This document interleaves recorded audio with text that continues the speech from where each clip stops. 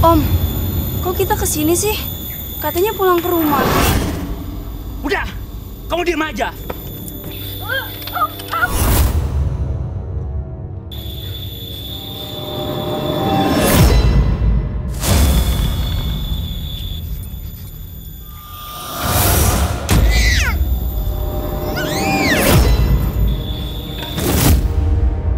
Mayang Dianti dan Rezi Triansa diamuk murka neraka.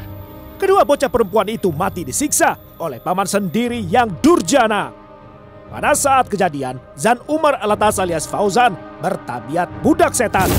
Duduk perkara masalah pinjaman, duit Rp100.000 tak diberikan ibu dua korban.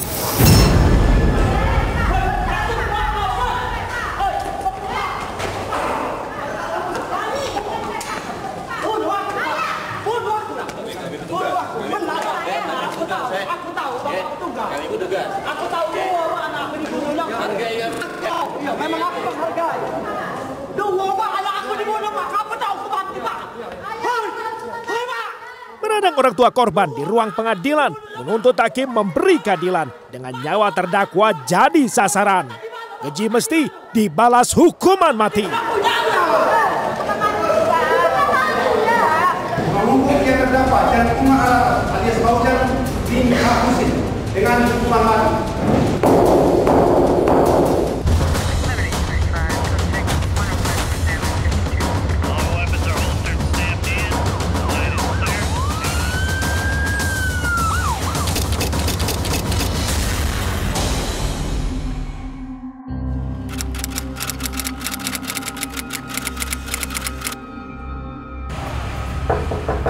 Assalamualaikum. Assalamualaikum. Waalaikumsalam. Bu, ada Om Fauzan tuh di depan. Ya sudah, suruh ademu Aldi untuk cek ke depan ya. Oke. Assalamualaikum. Waalaikumsalam. Om Fauzan. Aldi, gimana kabar kamu? Baik, ayo masuk Om. Siang itu, tiba-tiba saja Fauzan bertandang ke rumah Erli Yulianti, ibunda Mayang Dianti dan Rezi Triansyah di perumahan Nuansa Dago, Sukarami, Palembang.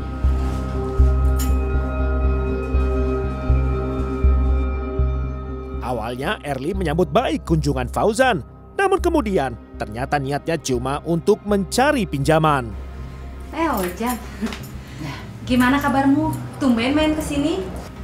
Kabar aku baik, Kak. Ya, udah lama aku nggak main ke sini. Oh iya, Bang Zam mana, Kak? Biasa, abangmu itu ada kerjaan di luar. Emangnya Ojan ada perlu apa sama abangmu? Jadi gini, Kak. Aku kesini mau pinjam uang 100.000, Kak. Apa? Pinjem uang? Iya, Kak. Jadi aku mau pinjam uang sama kakak buat benerin mobilku yang rusak, Kak. Ojan, abangmu dan kakak tidak punya uang, jadi kami tidak bisa pinjamkan kamu uang. Suasana pun menjadi runyam lantaran nada paksaan dilontarkan Fauzan saat meminjam. Duit Rp100.000 dimintanya untuk memperbaiki mobil, begitu alasannya. Erli pun makin dibuat gusar oleh sikap adik ipar yang mulai kurang ajar. Kamu itu nggak ngerti-ngerti ya Ojan ya? Sudah dikasih tahu. Kalau abangmu dan kakak tidak punya uang, kamu tolong cari pinjaman di luar sana. Pinjam 100.000 aja nggak dikasih. Ya udahlah. Udah sana.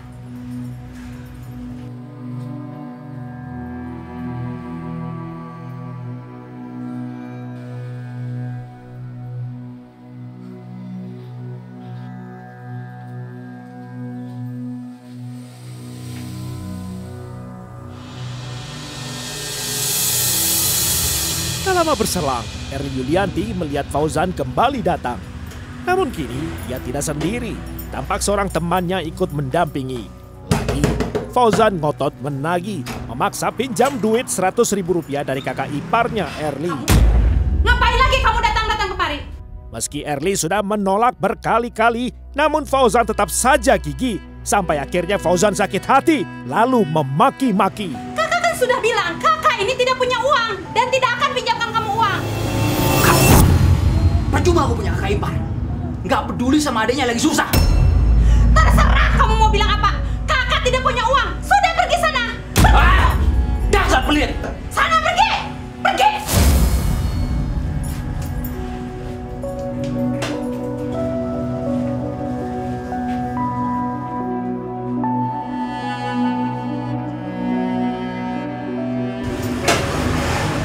Astaga. Semoga saja tidak terjadi apa-apa. Hati Erli sontak dijepit khawatir oleh ancaman Fauzan saat diusir. Lewat tengah hari setelah pamannya Fauzan pergi dari rumah, Mayang pamit ke ibunya untuk menjemput adiknya Aldi di sekolah. Mayang mengajak adik bungsunya Rezi Triansyah. Bu, Mayang mau jemput Aldi ya ke sekolah? Apa? Kamu mau jemput Aldi? Iya, jemput Aldi ke sekolah. Nggak usah, Mayang. Biar bapakmu aja nanti yang jemput Aldi. Loh, kenapa, Bu? Kan Mayang udah sering jemput Aldi ke sekolah. Sekalian deh, Mayang bawa Rezi. Aduh, Mayang nggak usah. Apalagi Rezi diajak, nggak usah ya. Ya ampun, nggak apa-apa, biar Rezi seneng naik motor. Kamu nggak usah ikut ya? Nggak apa-apa, Bu, biar Rezi seneng naik motor. Gimana ya? Nggak apa-apa ya, Bu ya? Ya udah deh, tapi kamu hati-hati ya. Ya, Bu, siap. Ya udah, Rezi ikut kakaknya. Hati-hati ya naik motornya.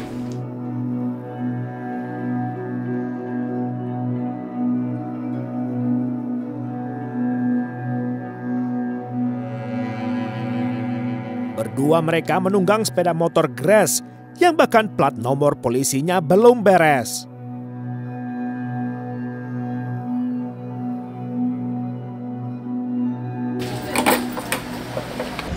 Bu, pergi dulu ya. Hati-hati, Nak. Iya.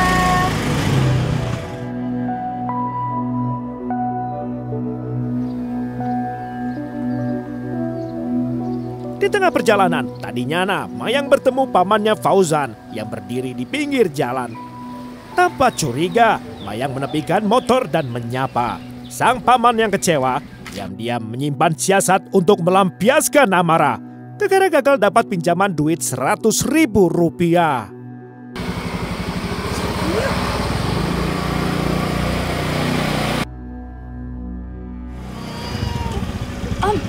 Om ngapain di sini, Om?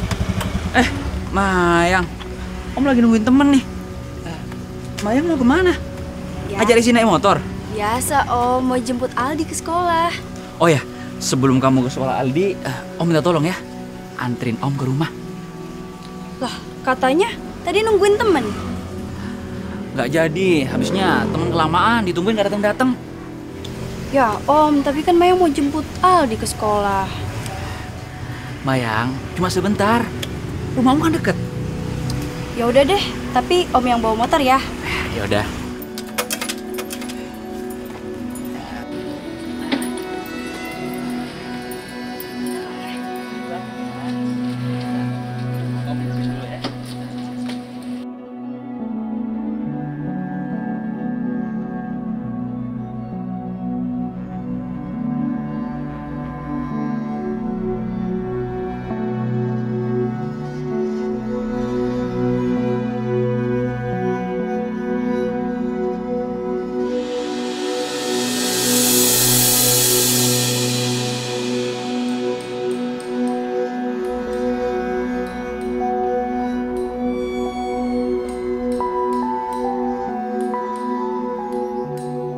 Dalam perjalanan, Fauzan tiba-tiba melihat kesempatan. Ibarat dituntun bisikan setan, Fauzan pun menghentikan laju kendaraan. Di tengah kebun bambu, kedua keponakannya dipandu. Ia beralasan hendak menunggu kedatangan seorang teman agar tidak mengundang ragu. Dua korban polos menurut saja. Mereka tiada tahu sang paman sesungguhnya mengincar nyawa. Om, kok kita kesini sih? Katanya pulang ke rumah. Kita tunggu dulu di kebun bambu ini sebentar. Om lagi nungguin teman Om. Nggak lama kan, Om? Udah, kamu diam aja. Jangan banyak tanya. Diam. Hah? Kamu sama Rezi diam aja. Nungguin samping Om. Ngerti? Ya, Om.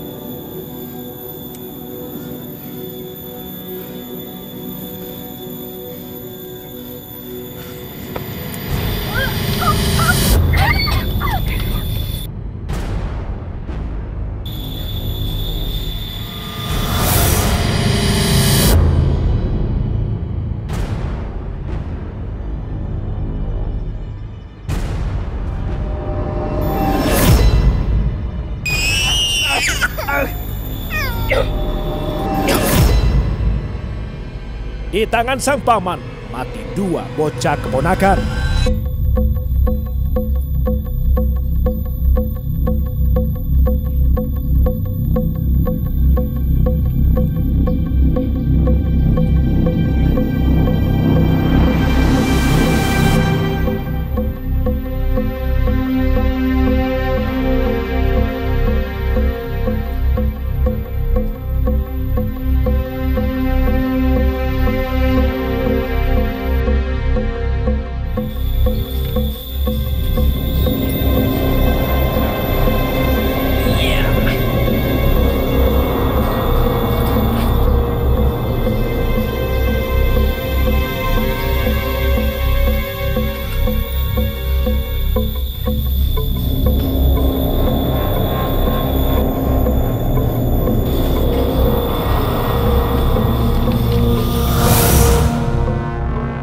Begitu Aldi menjejakkan kaki masuk rumah, hati Erli Yulianti mendadak gundah. Di mana adanya Mayang Dianti dan Rezi Triansyah. Kegundahan Erli berangsur menjadi kepanikan, sebab nasib kedua anaknya itu tak ada kejelasan. Erli Yulianti pun teringat pada ancaman Fauzan yang mengganggu pikirannya seharian. Kakakmu mana? Tadi kakakmu kan mau jemput Aldi. Aku nggak tahu, Bu. Aku nggak ketemu sama Kak Mayang dan Dek Rezi. Kamu yang bener aja. Tadi itu Mayang mau jemput kamu sama Rezi naik motor. Nggak ketemu. Astaga. Pak! Gimana ini? Ada apa sih Bu teriak-teriak begini? Ada apaan? Adi pulang sendiri, Pak. Lihat nih. Adi pulang sendiri. Tadi Mayang sama Rezi pergi naik motor mau jemput Adi. Hah? Mereka kemana? Kok bisa? Ya nggak tahu, Pak. Terus gimana dong, Pak? Aku jadi parno ini, Pak. Kok aku jadi kepikiran ya, Pak? Aku khawatir. Tadi Fauzan datang ke sini mau pinjem uang. Hah? Tapi nggak aku pinjemin, Pak, karena aku nggak punya uang. Terus dia itu ngancem, Pak. Terus kamu kasih? Itu dia, nggak saya kasih uang, Pak. Makanya dia itu ngancem aku tadi. Aku takut terjadi apa-apa sama anak kita, Pak. Gimana dong, Pak? Tolong Mbak cariin mereka, Pak. Ya udah. Senja sudah datang, namun Mayang dan Rezi belum kunjung pulang. Semakin resah Erli hingga minta seluruh keluarga ikut mencari di mana Mayang dan Rezi berada. Pak, bangun, Pak. Tolong, Pak, bangun, Pak. Bangun, Pak. Ada apa kamu? Apa ini kalau ketakutan begini ada apa? Panik ini takutan. Ayolah. Tolong bantu cari Mayang dan Rezi, Pak. Ayo, Pak. Kenapa nih? Kenapa? Udah, ayo, Bapak ikut aja, Pak. Ayo. Astagfirullahaladzim. Allahu Akbar. Astagfirullahaladzim, ya Allah. Ada apa ini? Kok kamu panik ketakutan kayak gini? Astagfirullah, ya Itu, Allah. Pak. Mayang dan Rezi itu tidak pulang ke rumah. Maya sama Rezi kemana? Ya Tadi Allah. itu mereka pergi mau jemput Ali ke sekolah naik sepeda motor. Allahu Akbar. Mereka udah pergi dari tadi, Pak, 3 jam yang lalu. Anak memang kemana? Gak tahu, Pak. Tolong cariin, Pak. Ayo, Mas, yang cariin anak kita, Mas. Ayo Pak, kita cari. Khawatir. Ibu tenang aja ya. Ibu Kamu sekarang di tenang. rumah aja. Jaga si Adi, ya. Ayo Pak, ayo. Ayo. Allahu Akbar. Mayang, Rezi kemana kalian, nak?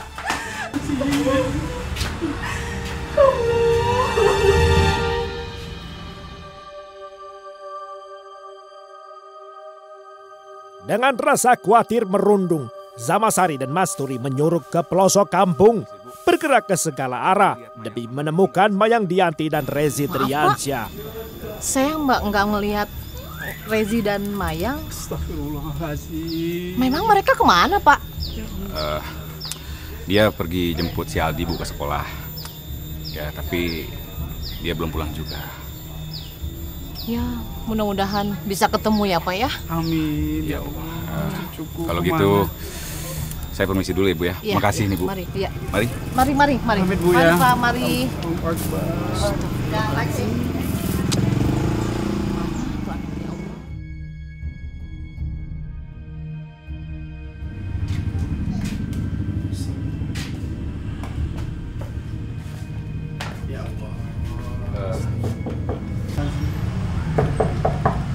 Assalamualaikum. Pak, Mayang sama Reci mana, Pak? Mana? Mana? Sabar Ya, kita udah coba mencarinya, Bu. Aku dan Bapak udah cari keliling kampung, tapi ya belum ketemu juga. Gak mungkin, Pak. Gak mungkin anak kita gak ketemu, Pak. Gak mungkin. Ibu Mayang. Ya, Ibu tenang. Kita yang sabar ya. Kita berdoa sama Yang di atas, sama kuasa. Mudah-mudahan mereka cepat ketemu ya. Kita cari jalan petunjuk. Mungkin. Ya? Gak mungkin, Pak. Tolong cari Mayang, Pak. Kamu tenang, Iya, kamu kita tenang. akan berusaha, Bu. Kita cari anak kita. Ya, Pak ya. Iya, sekarang kamu yang tenang. Kita lapor ke polisi ya. Mudah-mudahan polisi bisa bertindak cepat, bisa menemukan cucuku. Mayang sama Reci. Ayo. Cepet, Pak. Iya, Bu. Ya. Gak bisa, Pak. Aku mau ikut. Tunggu. Aku mau ikut. Gak mau. Lelah, namun hasilnya nihil sama sekali. Kapolsek Sukarami akhirnya mereka lapor ke polisi. Silakan. Permisi, Pak. Ya, silakan duduk. Malam, Pak. Malam. Maaf, ada bisa kami bantu, Pak? Begini, Pak. Kami mau melaporkan kehilangan anak kami, Pak. Atas nama Mayang Dianti dan Rezi Triansyah. Baik, Pak. Sebelumnya boleh kami minta identitas Bapak untuk dibuatkan laporannya. Iya, baik. Pak, silakan. Baik, Dan. Pak Samsari. Iya, saya sendiri. Boleh saya minta data tentang anak Anda? Yang pertama, Mayang Dianti. Usianya 11 tahun. Rambutnya sebahu. Oke. Yang kedua, Pak? Yang kedua, Rezi Triansyah. Siapa? Rezi Triansyah. Baik, Pak. Usianya baru 3 tahun. Kulitnya putih. Tingginya kira-kira 50 cm, Pak. Satu lagi, Pak. Apakah ada foto anak Bapak? Oh, ada, Pak. Ini, Pak, maaf. Ini.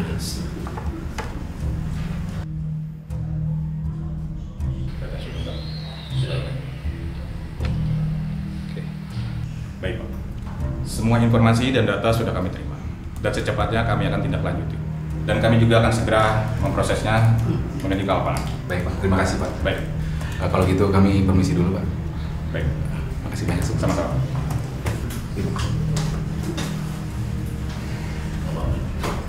Mari, Pak. Mari, Pak.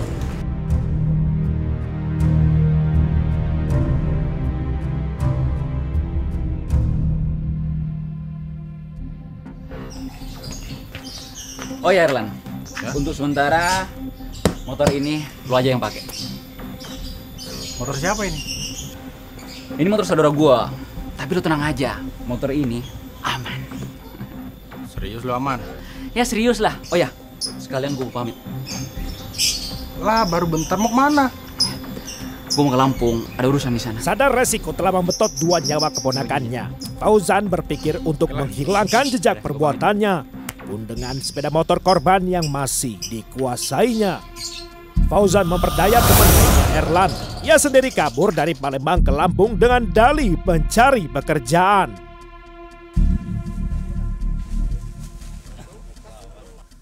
Geger! Selasa 25 September 2012 ditemukan mayat 2 bocah perempuan sudah membusuk tergolek berdampingan di lebatnya semak belukar kebun bambu di Jalan Sukasenang Ujung, RT 6 RW 2, Kecamatan Sukarami, Palembang.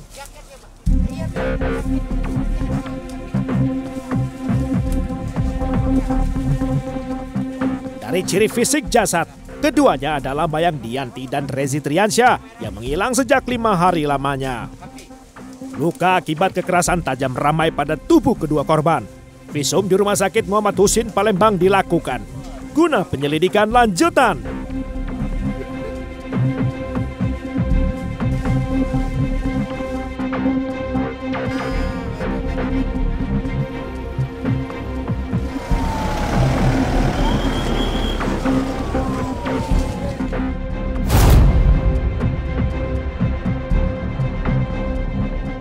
Tabir misteri keberadaan kedua korban terungkap setelah orang tua korban menerima pesan dari nomor tak dikenal setelah 3 hari pencarian. Dengan isi pesan, Bu Ella, ada 2 mayat wanita kecil di bawah rumpun bambu di ujung jalan dekat Simpang 3 Tembus. Cepat ditemukan, nanti disingkirkan pembunuhnya. Berkat petunjuk pesan inilah, polisi dan keluarga akhirnya menemukan jenazah 2 bocah. Sejak itulah, nama Fauzan terbersit jua, apalagi Fauzan lenyap tak tentu rimba. Ditambah keterangan Erli sebelumnya tentang kedatangan adik iparnya, penyidikan polisi mengarah pada Fauzan sebagai terduga pelakunya. Nyata-nyata ada ancaman marah, gara-gara tak dikasih duit pinjaman duit Rp100.000. Selama ini berselisih gitu? Pinjam duit itu. Kalau kakaknya tuh, kalau ayahnya bilang dia tuh sering pinjam duit dikasih ayahnya terus. Kalau dia kan Fauzan itu. Nah memang sama aku itu memang tidak aku kasih. Nggak nunggu bapak balik. Aku bilang tunggu bapak balik baik kan. Dia terlihat mana waktu itu pas kakak ninja emosi atau mana dia? Tidak, biasa baik.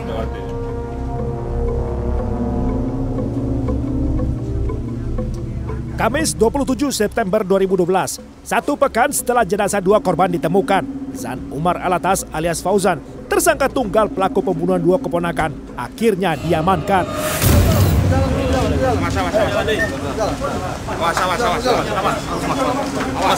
Ini nyampok.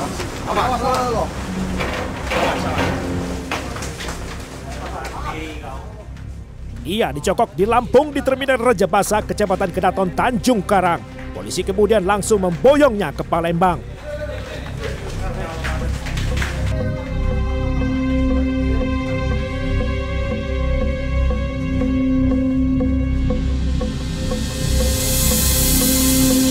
Selama proses penyidikan, Fauzan terus menyerocos beragam alasan.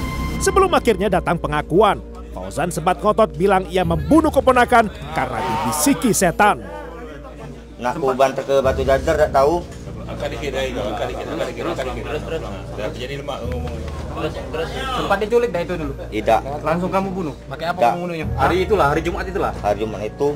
Jam tahu kami duduk 3. Tak tahu tangan aku ini ada orang nak narik dia tangan aku.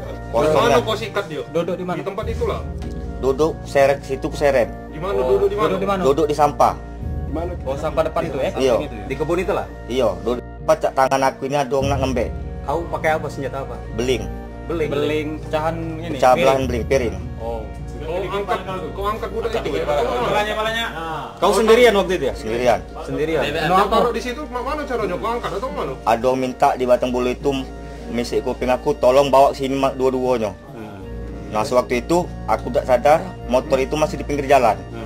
Sekarang motor itu kau bawa mana terus? Motor itu kutitip dengan wong. Siapa? Di daerah mana? Daerah Pulau Gadung. Siapa namanya? Namanya Erlan. Terus? Keluarga. Nah, ngomong apa sama Erlan? Lan jeku motor ini sampun embek lah. Aku menuwong, cuman dia tak percaya, merasa tak percaya man aku menuwong, cuman aku masih sempat begawi.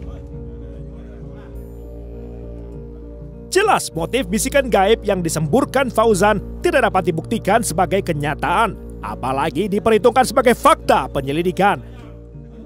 Sementara penyidik bekerja dengan ilmiahnya pembuktian yang mensyaratkan sedikitnya 2 alat bukti harus didapatkan. Nah disitulah dia mulai berpikirannya tidak sehingga dilakukanlah semacam peristiwa pembunuhan tersebut. Karena dia ngerasa terbayang-bayang yang bersangkutan ini sudah mati atau belum atau apa, terus ada semacam katanya bisikan apa bawa sini ya, makanya dicucuk lagi lah sama pecahan kaca. Makanya tadi saya informasikan kepada anggota kami di sini untuk disisir ke sana barang bukti tersebut.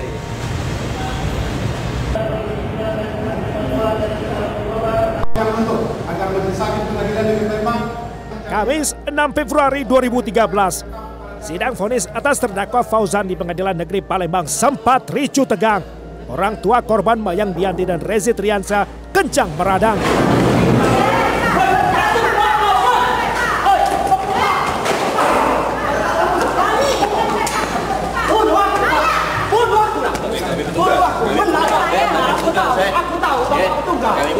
Aku tahu Majelis hakim menilai terdakwa Fauzan terbukti membunuh dua keponakan karena sakit hati tidak mendapat duit pinjaman dari ibu korban, melanggar pasal 340 KUHP tentang pembunuhan berencana dan pasal 338 tindakan pembunuhan hingga menghilangkan nyawa manusia. Majelis hakim yang diketahui Hakim Sinambela mantap pada putusannya. Hukuman mati sebagai ganjarannya. Hukuman mati pun dikuatkan kemudian di tingkat kasasi. Menghukum yang terdakwa Jan Umar Alatas alias Fauzan bin Husin dengan hukuman mati. Menetapkan supaya terdakwa tetap ditahan. Menetapkan mendampingi